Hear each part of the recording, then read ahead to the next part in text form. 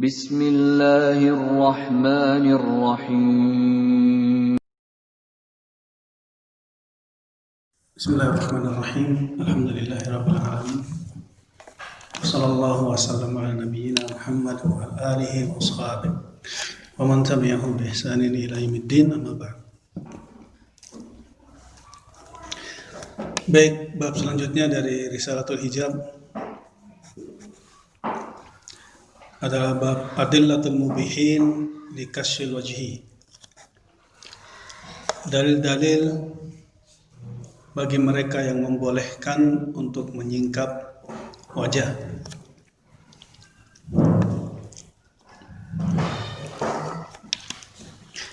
Wa qala rahimahullah wa la a'lamu liman ajaza nadhar al-wajhi wal kaffain min al-ajnabiyyah dalilan min al-kitab was sunnah siwa ma yati. Saya tidak mengetahui untuk mereka yang membolehkan melihat wajah dan telapak tangan dari perempuan ajnabiyah dalil dari kitab dan sunnah kecuali berikut ini. Jadi mereka yang nampak hanya membawakan 4 dalil lalu membolehkan bagi wanita muslimah untuk tidak bercadar, boleh menampakkan wajah dan telapak tangannya. Dalil pertama firman Allah Subhanahu wa taala wala yubdina zinatahunna illa ma dhahara minha. Dan mereka para perempuan jangan menampakkan perhiasannya kecuali yang nampak darinya. Haitsu qala Ibnu Abbas radhiyallahu anhuma hiya wajhuha wa kaffaha wal khatam. Ketika Ibnu Abbas radhiyallahu anhu mentafsirkan yang nampak itu adalah wajah, telapak tangan dan cincin. Qalahul A'mash an Sa'id ibn Jubair anhu tafsirus sahabi hujjatun kama taqaddam. Dikuatkanlah pernyataan Al-A'mash dari Sa'id ibn Jubair bahwasanya tafsir sahabat adalah hujjah seperti yang telah lalu.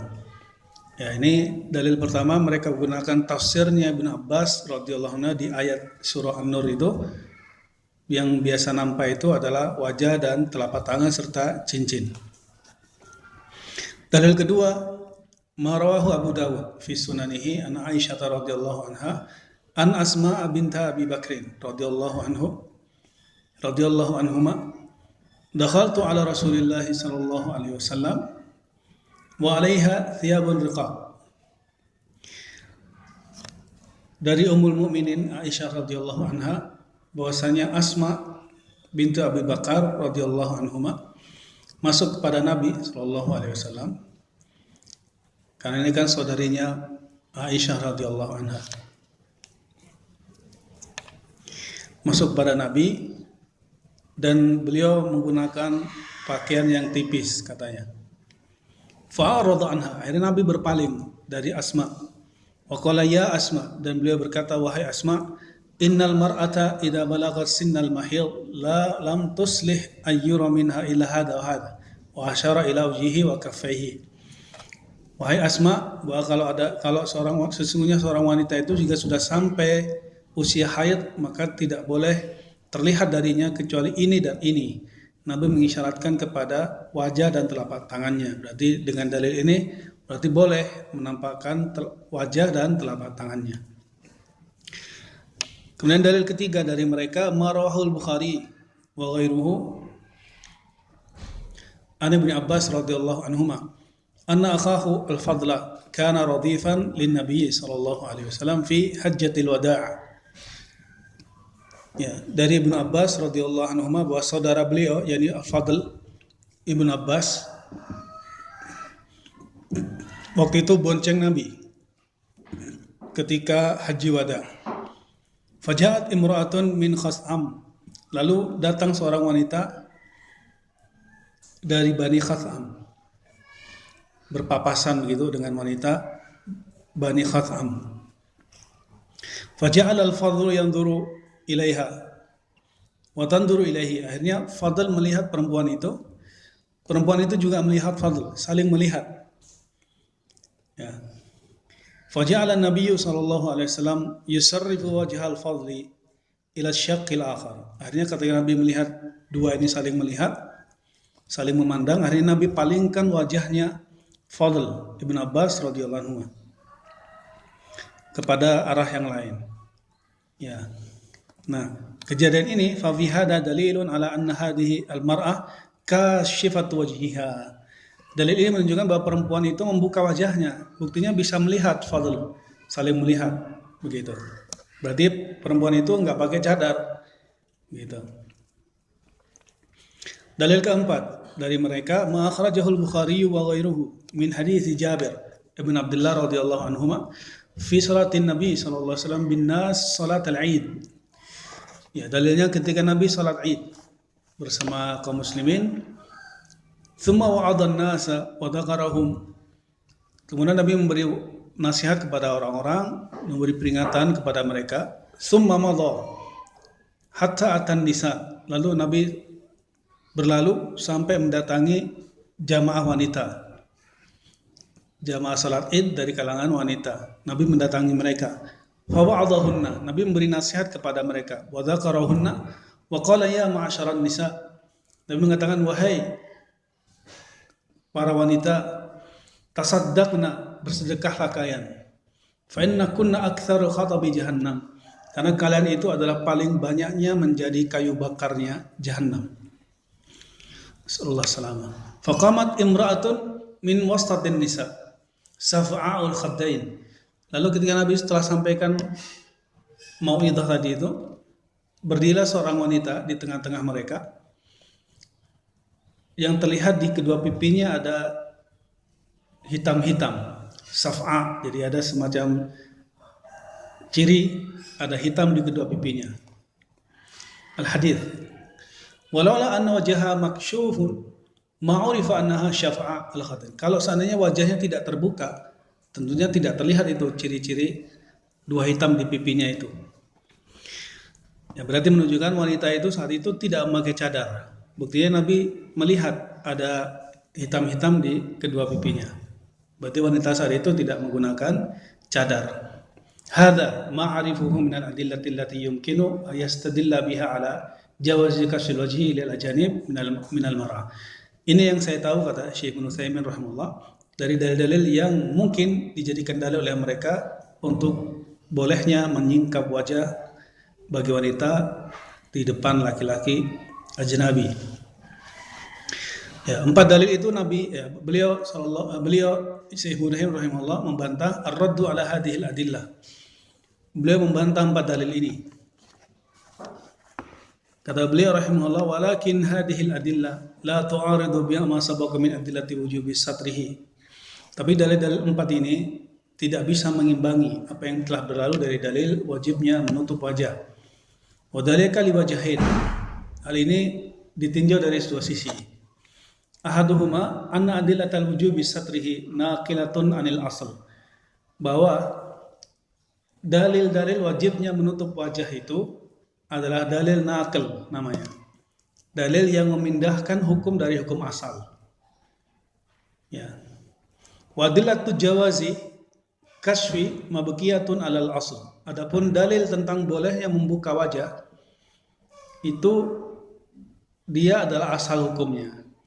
Ya, seperti hukum asalnya sebelum turun ayat hijab kan terbuka semua wajahnya wanita sehingga bisa saling melihat laki-laki dan wanita. Itu hukum asalnya. Bisa melihat wajah wanita sebelum turun surah Al-Ahzab 59. Hukum asalnya itu terbukanya wajah wanita dan saling melihat laki-laki dan wanita diizinkan saat itu. Tapi ketika sudah turun surah Al-Ahzab, maka ada perintah menutup seluruh tubuhnya. Ini namanya dalil naql, memindahkan dari hukum asalnya, dari yang dulunya boleh jadi tidak boleh. Nah, dalil wajibnya menutup wajah ini adalah dalil naql, dalil yang memindahkan hukum dari hukum asal. Wan naqilu anil asli muqaddamun. Tentunya dalil yang memindahkan dari hukum asal ini harus didahulukan. Berarti hukum baru, syariat baru. Kalau ada dalil yang memindahkan dari hukum asal, berarti itu baru dan itu harus didahulukan daripada dalil asalnya.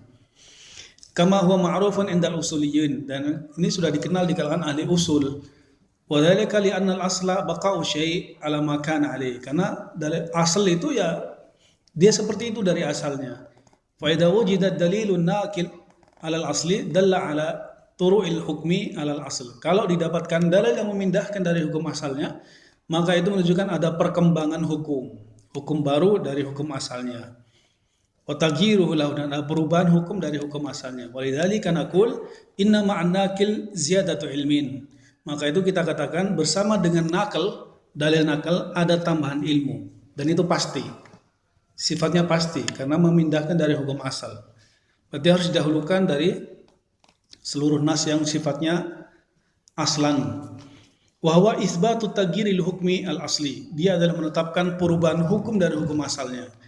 Wal musbitu muqaddamun 'alan nafi. Dan yang menetapkan hukum harus didahulukan daripada yang menafikan. Wa hadzal wajhu ijmali.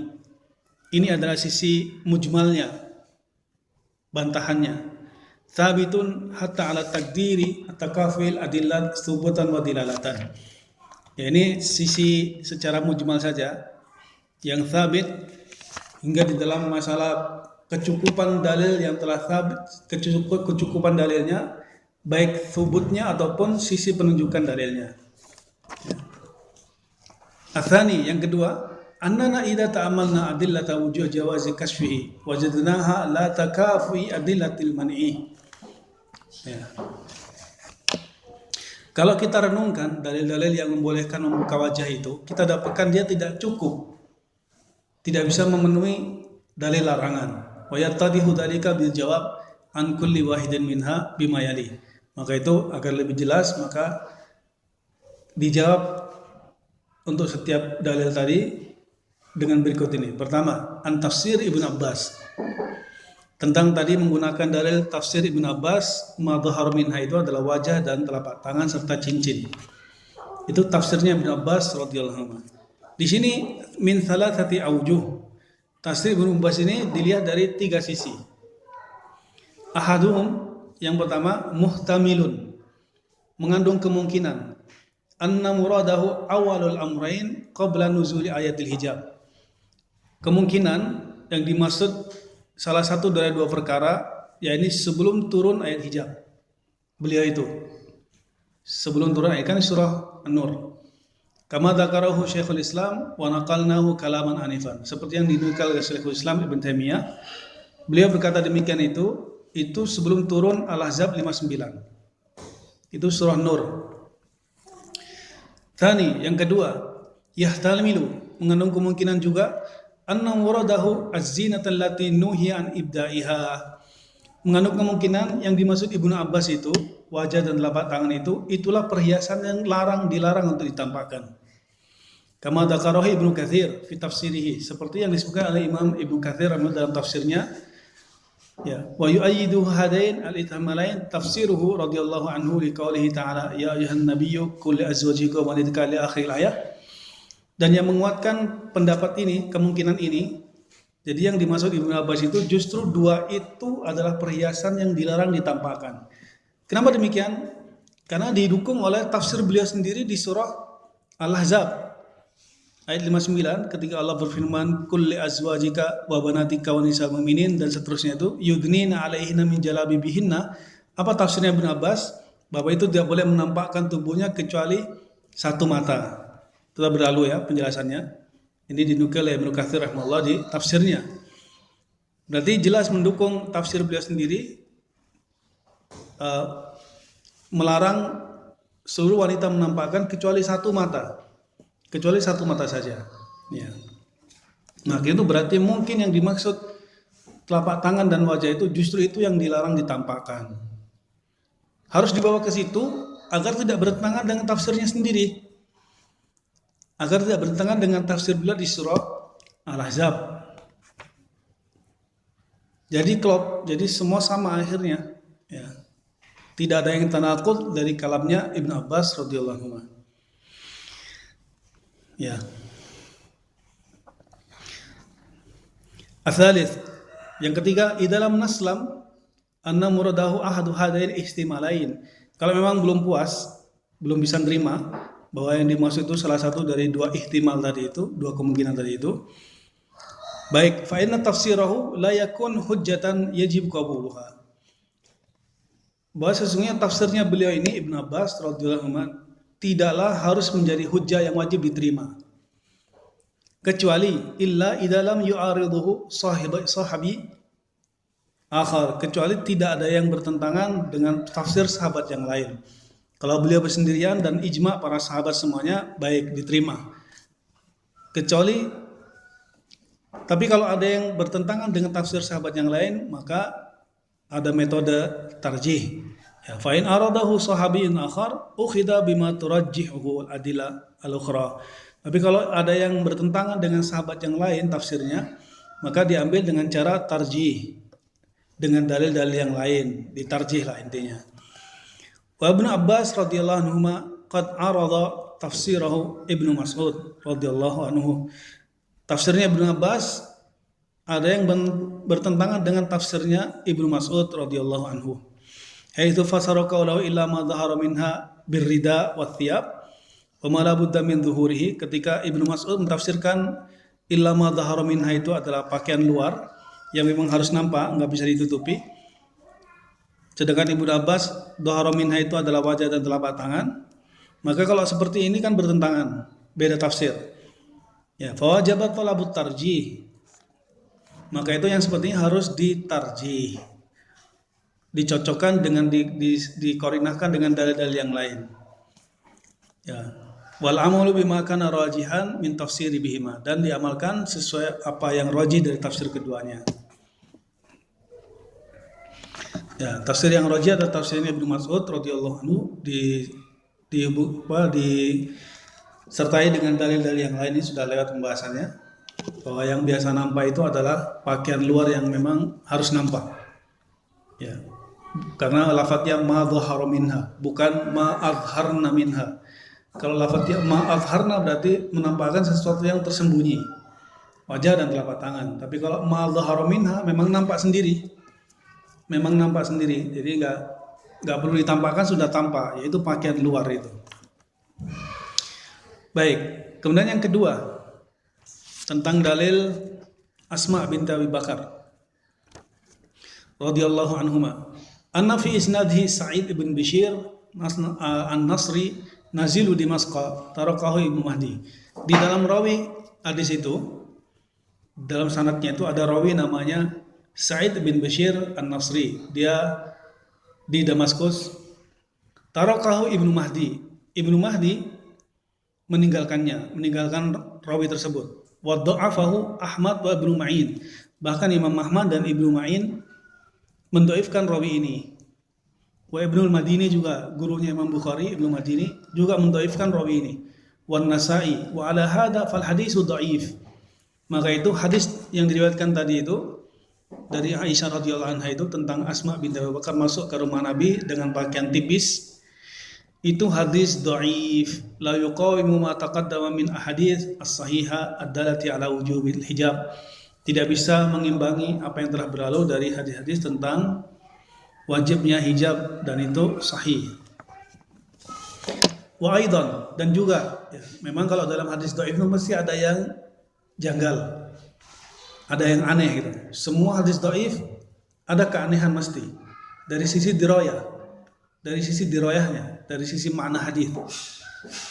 Kalau dari riwayat dia bermasalah, mesti dirayahnya aneh.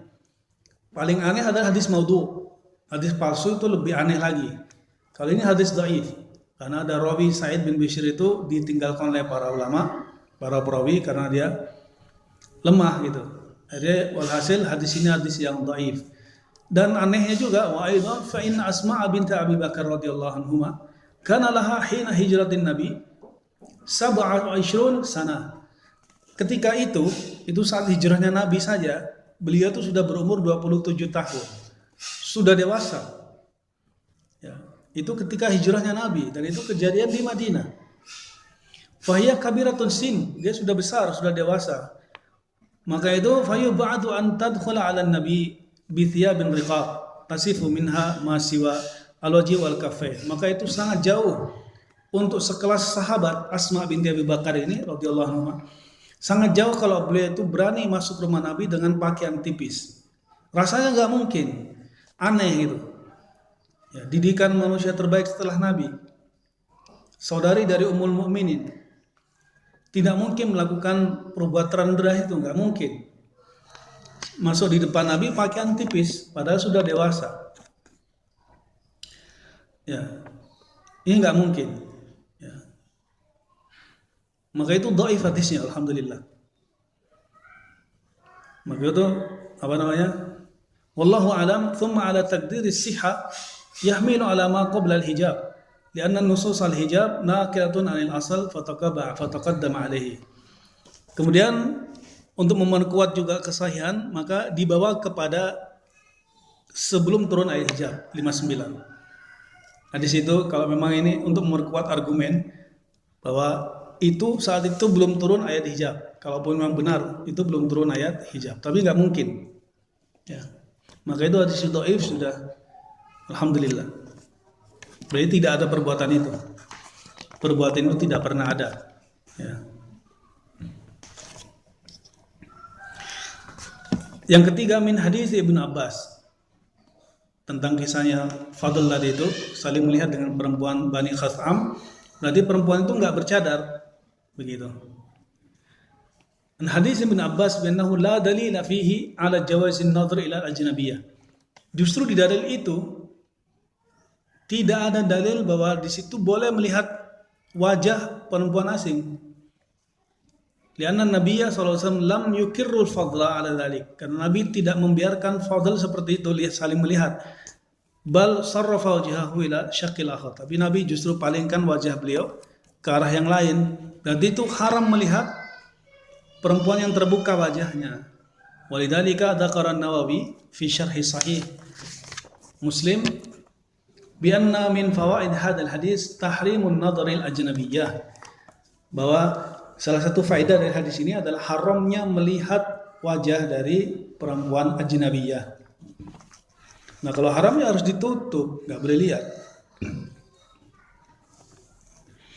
Wa qala al-Hafidz Ibnu Hajar fi Fathil Bari fi fawaid hadzal hadis wa fihi man'un nadhar ila al-ajnabiyyah. Faedah dalam hadis ini disebutkan Al-Hafidz rahimahullah. Di situ juga dilarang melihat perempuan ajnabiyah. Wa ghaddul basar, harus menundukkan pandangan. Qala Iyad wa za'ama ba'dhum annahu ghairu wajib illa inda khasyatil fitnah. Dan sebagian orang menyangka bahwasanya tidak wajib kecuali memang dikhawatirkan fitnah. Qala wa indi anna fi'lahu sallallahu alaihi wasallam id ghatta wajha al-fadli ablagh min al-qawli intaha. Kalau menurutku sudah jelas perbuatan Nabi itu ketika memalingkan wajahnya Fadl itu, menutup wajahnya Fadl itu lebih kuat daripada ucapan. Perbuatan Nabi itu lebih kuat daripada ucapan. Sudah ditutup itu sudah peringatan, nggak boleh melihat, harus melihat ke tempat yang lain. Ya. Wa qaluhu ghatta wajhal fadli la'allahu sarrafa wajhul fadl. Ketika beliau menutup wajahnya Fadl, seolah-olah beliau memalingkan wajah itu, wajahnya Fadl. Kama fi riwayah, fa inkil. Kalau ada yang mengatakan falimata lam ya'murin nabiyyu sallallahu alaihi wasallam al-mar'ata bi taqdiri wajhiha. Tapi kenapa Nabi kok tidak memperingatkan wanita itu untuk menutup wajahnya? Fal jawab anna dhahira annaha kanat muhrimah. Jawabannya bahwa wanita itu sedang ihram setelah dari hadis karena di masa musim haji. Ya, perempuan itu sedang ihram. Wal masyru' fi haqqiha an la tughatti wajhaha idza lam yakun ahadun yanduru ilaiha minal hajanib. Maka itu secara syar'i kalau ihram itu nggak boleh menutup wajahnya telapak tangan kecuali ada yang melihat dari laki-laki asing. Au yuqal la'ala Nabi sallallahu alaihi wasallam amaraha ba'da dzalik, atau mungkin setelah itu Nabi peringatkan perempuan itu supaya menutup wajahnya. Ya. Bisa jadi kan nggak ada penukilan. Nah, fa innal adaman naql amruh bidzalik la yadullu ala adamil amr. Karena tidak ada penukilan terhadap berita, bukan berarti tidak adanya perintah di situ. Id adamun naql laisa naqlan lil adam. Jadi tidak ada penukilan bukan berarti penukilan yang tidak ada. Belum tentu Nabi biarkan perempuan itu. Bisa jadi Nabi peringati setelah itu. Kok nggak ada nukilan? Ya belum mesti nggak dinukil, belum mesti sesuatu itu nggak ada gitu. Gitu. Wallahu a'lam. Waruya Muslim wa Abu Dawud an Jarir bin Abdullah al-Bajali radhiyallahu anhu qala sa'altu Rasulullah sallallahu alaihi wasallam an-nadra faji'atan. An-nadratil faji'ah. Saya bertanya kepada Nabi SAW tentang melihat secara spontan. Faqala isrif basarak, palingkan wajahmu. Au qala fa amarni an asrifu basari. Nabi perintahkan aku untuk memalingkan pandangan ketika melihat sesuatu secara spontan. Baik, itu jawabannya. Kemudian tentang dalil perempuan di sholat id tadi itu, yang terlihat di pipinya ada hitam-hitam, berarti nggak pakai cadar dong, berarti kelihatan pipinya. Karena ada perawi, ada keterangan terlihat hitam di kedua pipinya. Baik. An hadis Jabir bi an lam yadhkur mata kana dzalik. Di hadis Jabir tersebut, salat Id tidak disebutkan kapan itu salat Idnya. Fa imma an takuna hadhihi al-mar'ah min al-qa'id, atau mungkin bisa jadi perempuan itu nenek-nenek allati la yarjuna nikahan, yang sudah tidak menginginkan nikah lagi. Faqasru wajhiha mubah, maka itu membuka wajahnya hukumnya mubah. Nenek-nenek kan nggak dikasih keterangan hadis itu perempuannya umur berapa, kapan terjadinya. Bisa jadi itu nenek-nenek gitu yang dibolehkan membuka wajah. Ya. Au yakunu qabla nuzulil ayatil hijab, atau bisa jadi kejadian itu sebelum turun ayat hijab. Al-Ahzab 59. Ya. Fa innaha kanat fi suratil Ahzab sanata 50 aw 6 min al-hijrah. Wa salatul Id syuri'at fi sanati tsaniyah min al-hijrah. Karena surah Al-Ahzab tadi itu tentang wajibnya hijab itu turun di tahun ke-5 Hijriah atau 6 Hijriah. Tapi salat Id disyariatkan itu di tahun 2 Hijriah, kan jauh. Salat Idnya di tahun 2, ayat hijab di tahun 5 atau tahun 6 Hijriah. Jadi besar kemungkinan itu belum turun ayat hijab, maka masih boleh terbuka, masih boleh saling melihat gitu.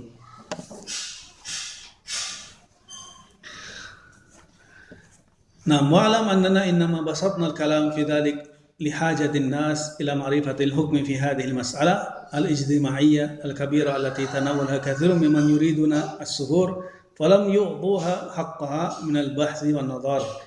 Maka itu ketahuilah bahwa kami memaparkan pembahasan ini untuk hajatnya orang-orang kaum muslimin, untuk mengetahui hukum yang sebenarnya dari masalah yang sudah memasyarakat ini, masalah yang besar di masyarakat ini, yang kebanyakan mereka memang menginginkan buka-bukaan, gak usah ditutup, sehingga mereka tidak memberikan pembahasan sesuai haknya. Jadi asal-asalan bahas nemu dalil langsung ini berarti boleh dengan dalil yang sangat sederhana dan terkadang hadis yang dhaif. Ma'annal wajib ala kulli bahithin ayataharra al-adal wal insaf. Maka dan bersamaan seharusnya pembahas itu wajib posisinya berusaha adil dan insaf untuk menyertakan dalil dan pembahasan yang teliti. Wa la yatakallam qabla ayata'allam, dan tidak boleh bicara sebelum mengilmui. Wa yaqifa baina adilatil khilaf mauqiful hakim minal khasmain, dan dia harus berada di tengah-tengah dari mereka yang berselisih seperti posisinya hakim. Jadi itu insyaallah kesimpulannya 4 dalil yang dijadikan dalil oleh mereka yang membolehkan membuka wajah. Demikian bantahannya secara ringkas dari Syekh rahimahullah ta'ala. Jadi kesimpulannya tetap dalil yang mewajibkan menutup wajah dan seluruh tubuhnya kecuali mata ketika hajat ini jauh lebih kuat daripada dalil yang membolehkan membuka wajah. Wallahu a'lamu bishawab. Mungkin itu yang bisa saya ringkaskan dari kitab Risalatul Hijab di Syekh Al-Allamah Muhammad Ibn Shalih Al-Utsaimin rahimahullahu ta'ala. Semoga bisa diambil manfaatnya dan bisa sabat di dalam mengamalkan dan diberikan kemudahan oleh Allah Subhanahu wa taala untuk mengamalkan kewajiban ini berkhusus untuk para muslimat. Naam, wallahu taala a'lam bissawab. Naktafi lahuna wa sallallahu ala nabiyyina Muhammad wa ala alihi wa sahbihi wasallam.